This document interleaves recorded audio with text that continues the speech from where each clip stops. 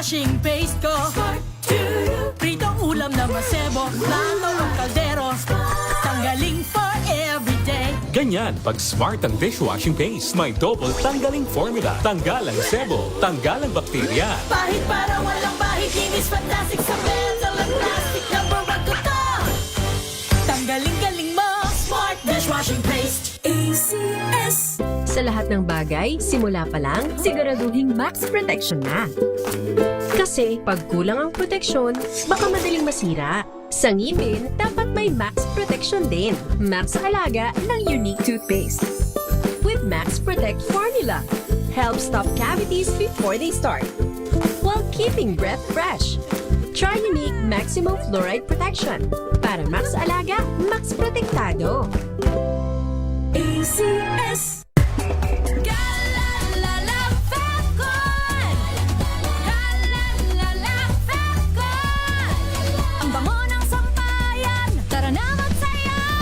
Fabcon, amoy nakaka-joyful. May nagbago, may arte, may budget. Akala nyo lang yon. So solid. White rose papaya, wow, white rose. White rose papaya, wow, white rose. White rose papaya. May glow up with white rose papaya. White Rose Papaya. May puti power times 2 kasi may papaya at niacinamide. May shea butter and tea tree oil pa. Kutis sulit ang glow up. Glow up with white rose papaya. White Rose Papaya. Kutis sulit ang glow up. ACS. Wow, ang saya. Isang barangay na labada, puro mancha pa. Goodbye, pahinga. Mommy, isang laba lang yan sa Pride Bar Blue. May powerful stain-away enzymes na malupit sa dunit mansya.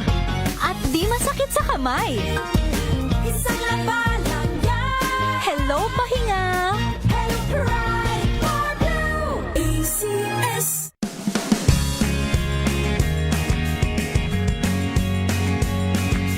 Now we are unboxing MX Sweet Coffee. Each box has 10 sachets of low acid and sugar-free coffee. You can have it hot or cold. Bring it with you anytime, anywhere. Shop at Lazada, Shopee, and in leading drugstores nationwide.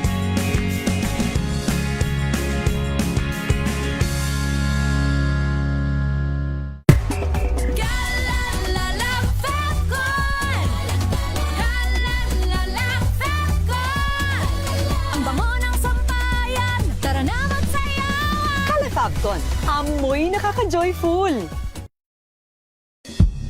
Soil testing o pagsusuri ng lupang sakahan. Bakit nga ba importante para sa ating mga magsasaka? Bukod kasi sa pwedeng makatipid, posible pang lumaki ang kanilang kita. Kaya naman, ang Department of Agriculture puspusan sa pag-deploy ng mobile soil testing lab sa buong bansa para sa on-site soil testing at libreng fertilizer advice sa ating farm heroes. Abangan yan sa Masaganang Pinas sa DZRH ngayong Sabado, May 16, alas 10:30 hanggang alas 11:30 ng umaga. Tayo na sa Masaganang Pinas.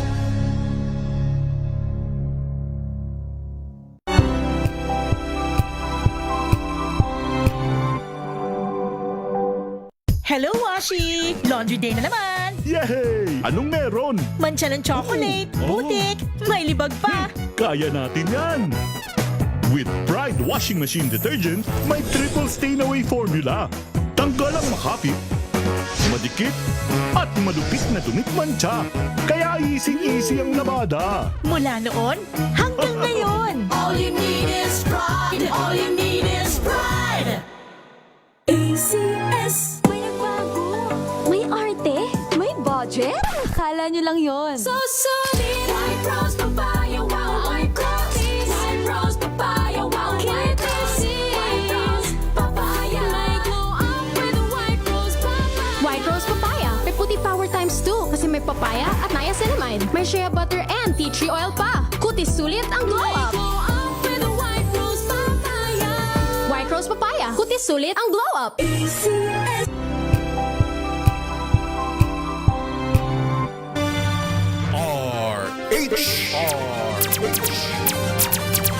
Pilipinas, oras natin. 9 minuto makalipas po ang 10:00 ng umaga.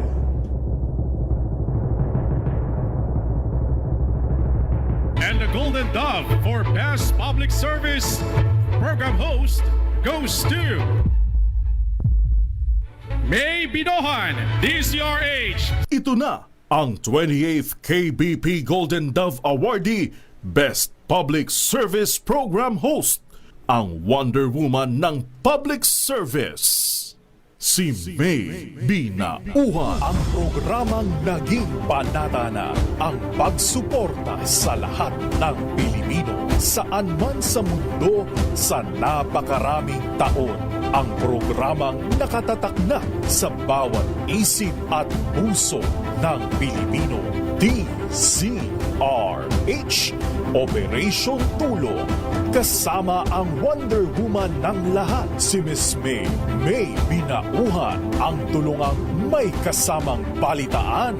Live sa DZRH Radio, DZRH TV at online DZRH Operation Tulong.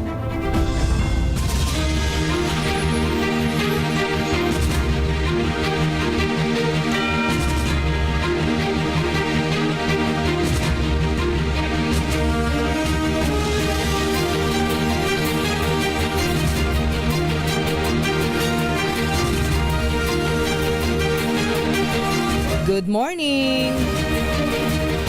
Magandang umaga po. Happy Thursday morning na.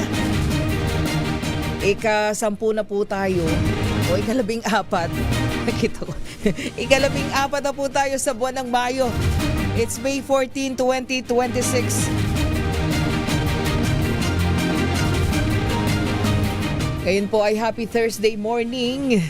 Samahan niyo pa rin po yung lingkod, May Binauhan, dito po sa DZRH, Operation Tulong. Siyempre pa, una sa Pilipinas, una sa Pilipino.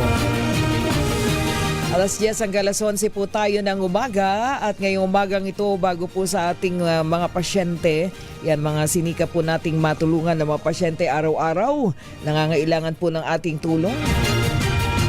Pero alam naman natin kung anong nangyayari sa ating pong bansa ngayon. What is happening? Sa ating pong bansang Pilipinas. Pahingi ako ng signal baka mamaya nandyan na ang Malacanang. Si RH14 Let Narciso. Hingi tayo ng mga update pati sa Senado. Anong mga ganap ngayon. Oo, di ba? Kagabi kami po'y nasa pagluluksang parangal sa ating namayapang kasamang Misael Boy Gonzales, si Kuyang Boy G, nung ating na-monitor na yung ating mga kasamang Lakay Raymond Dadpaas at Giselle Ricafort ay nandun na, nasa Senado at nakatutok doon po sa gulo na sumiklab. Diba? So nagkagulo dahil imagine may narinig ang sunod-sunod na putok ng baril. No, doon po sa loob ng Senado. At yun po ay nasa second floor ng Senate building. So ang lahat ay tumutok na. Buti na lang patapos na, Sherwin, yung ating luksang parangal para sa ating kasamang Boy Gonzales. Ano? Pero sabi nga ng aming boss CBC kagabi, habang nagsasalita doon, kung ang Boy G buhay pa, nandun siya sa aksyon. Mga maaksyong pagbabalita. Ayan. Maraming salamat Maring Doris Borja. Ayan, sa ating pong kasama na nakasama din ng Kuyang Boy G sa lahat ng mga pumunta. Parang nakita ko din daw ng Kuyang Angelo Almonte. Ayan, yung ibang mga kasamahan na talaga namang dumating kagabi at para magbigay ng kanilang huling pagpupugay. At syempre ilang araw na rin namang nakaburol ang ating kasamang Boy Gonzales, Kuyang Boy G, kaya nakakapunta naman na yung kanyang mga kasamahan sa industriya, lalong-lalo na po sa kanyang beat sa Maynila, no? So maraming salamat sa ating kumaring Doris Franche Borja na nagbigay din ng munting kwento ng kanilang naging samahan ng Kuyang Boyji nung buhay pa ang Kuyang Boyji at nagko-cover pa dyan sa lungsod ng Maynila.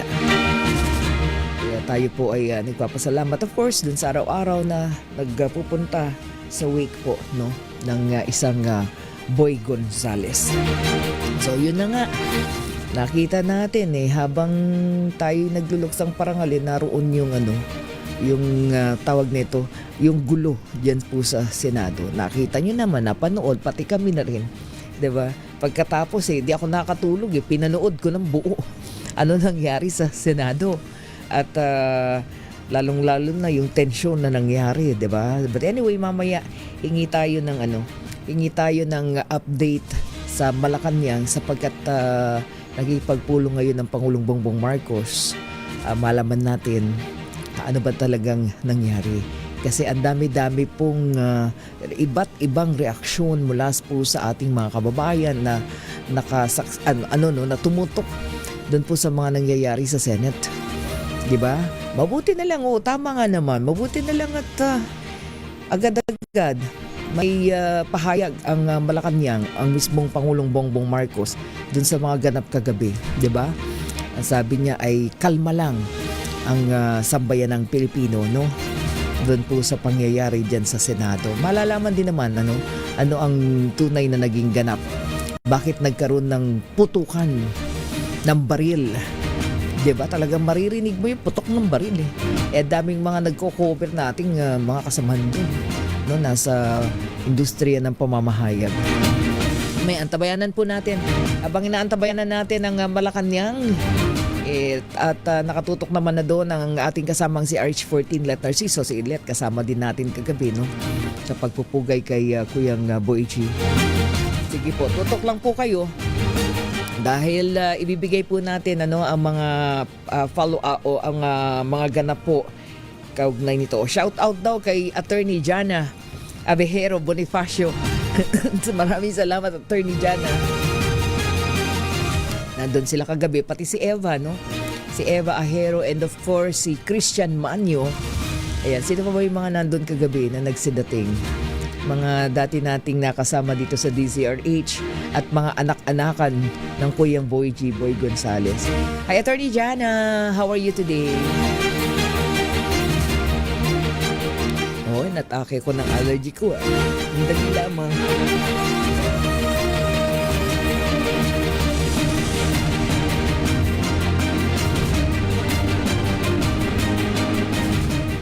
Okay, pasok na natin muna yung ating pasyente. Unahin natin yung magpapasalamat at baka tayo mawalan ng oras ay papasok mamayang Malacanang. Anyway, puntahan po muna natin ang ating pong pasyente kahapon. Kahapon na nanawagan ng tulong yung nanay para po kay Ana Desiree Infante, no. Ito po yung 30 years old na meron pong chronic kidney disease at kailangan nang mag-undergo po ng kidney transplant, So kailangan na. At alamin natin, yan po si Ana Desiree, no, na ating pong kahapon ay nakapanayam yung kanya pong butihing ina na si Ate Elizabeth Infante. Okay, kahapon po meron pong mga nagpadala ng tulong at isa po dyan, hindi na natin na ihabol, walang iba kundi ang butihing Supremo, Senator Lito Lapid. So kahapon po, agad-agad, maraming salamat Ma'am Charmy, no? Si Ma'am Charms ang napakabait na staff ng butihing Supremo ang tumatawag every time, no, na namomonitor tayo o nakatutok sa atin ang Senator Lito Lapid. Ayan, true lingkod Lapid lagi naman kaya tayo ay nagpapasalamat of course with Kuya Mark Lapid. Lagi silang yung magkasama na talagang gusto nilang makatulong sa ating mga kababayan every now and then. Kaya tayo po ay nagpapasalamat sa kanila, no, na may mga pusong matulungin para po sa mga katulad kahapon na ang pasyente natin ay si Ana Desiree Infante. So agad-agad tumawag si si Ate Charmy. Ma'am Charmy, thank you ha. Salamat. Agad na nag-pledge ng 10,000 pesos. Ayan, paki-check mo na ipiwi na Pearl Hesoro at parang na-late nilang napadala. But anyway, thank you Ma'am Charmy. Yan, na-send na rin pala para kay Ana Desiree Infante. Okay? So, puntahan natin si Ate Elizabeth. Ate Elizabeth, good morning. Magandang umaga.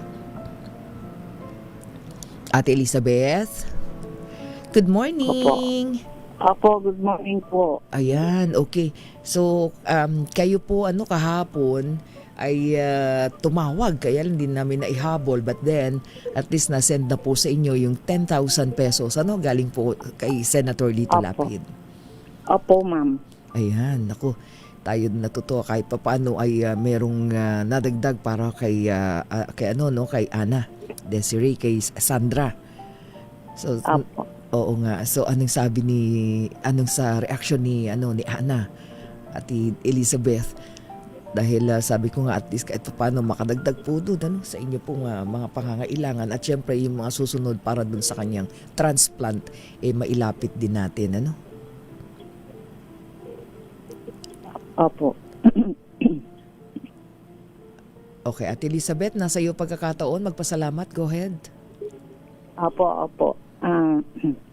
Ako po, nanay ni Ana Desiree Infante, si Elizabeth Infante po ay buong puso po nagpapasalamat sa tulong na pinaabot nyo, financial o medical, kay Senator Lito Lapid. Salamat po ng marami. Happy Top Group po.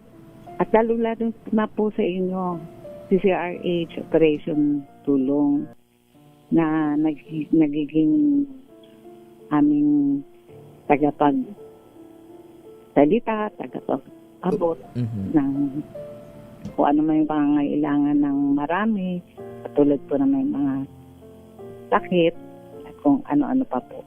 Marami pong salamat. Ayan, at of course, kumusta po si Ana Desiree? Kumusta naman siya today? Sa ngayon po nagpapahinga po siya kasi nga po yung bagong bunot ng ngipin niya po, ma'am. Kasi po tinahi yung gums. Kaya niingatan namin baka magdugo. Opo. Kasi nga po isa sa requirement yung dental sa kidney transplant. Opo. Sige po. Anyway, again, kami po ay nagpapaabot syempre ng paggaling po para po kay Ana Desiree. Salamat po ulit. Okay. Wala pong anuman. Mababa po yung inyong istasyon para po marami pa po kayong matulungan. Gaya namin. Opo. Hayaan nyo at pagkahalimbawa dun sa transplant, ayan, makahingi ulit tayo ng tulong sa ating pong mga donor, kahit yung mga guarantee letter. Salamat po. Opo. Sige po. Ayan. Salamat po. Doon po sa staff ni Senator Lito Lapid, salamat po. At kay Sen, nanonood yun ngayon. Hindi yun busy. Hindi pa busy. Okay, maraming salamat. Mga kaibigan, si Ate Elizabeth. Ayan, para po sa pasyente natin na si Ana Desiree Infante. Maraming salamat sa lahat po ng ating mga doktor. Of course, ang PPAF na ang kanya pong tinanggap kabuang 13,000 pesos para po sa mga gamot na kailangan. Ayan, anyway mga kaibigan, standby dahil meron po tayong parang nasisilaw ako dito. Ayan, bigyan daan po natin. Flash Report!